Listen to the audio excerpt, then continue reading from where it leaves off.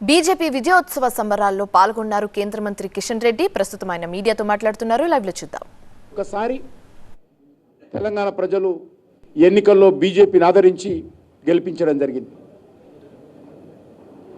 గ్రామాలలో మనకు తెలుసు ఒపీనియన్ మేకర్స్, కీ ఓటర్స్ ఎవరంటే ఉపాధ్యాయులు, పట్టభద్రులు, విద్యావంతులు, మేధావులు ఉంటారు.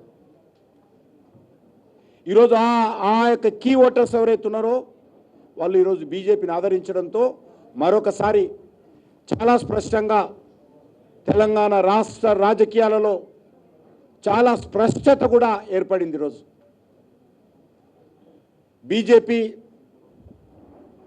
బాధ్యత కూడా పెరిగింది.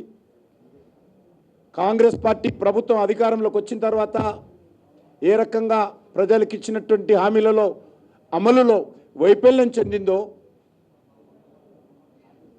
మోసం చేసిందో, వితండవాదం చేస్తుందో, తప్పుడు ఆరోపణలు చేస్తూ ఉందో, బురదలేటువంటి ప్రయత్నం చేస్తూ ఉందో, తప్పించుకునేటువంటి ప్రయత్నం చేస్తూ ఉందో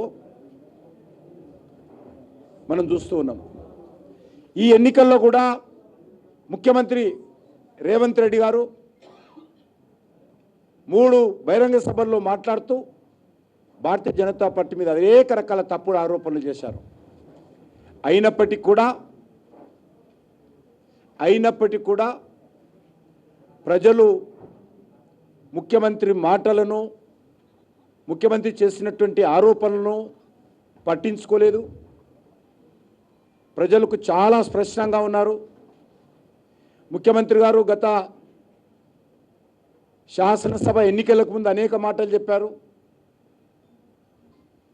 ప్రతిపక్షంలో ఉన్నప్పుడు అనేక రకాల హామీలు ఇచ్చాడు. అధికారంలోకి వచ్చి 14 నెలల తర్వాత ఈ హామీలు అమలు చేయకుండా ఎదురుదాడి చేసేటువంటి ప్రయత్నం చేస్తూ ఉన్నాడు.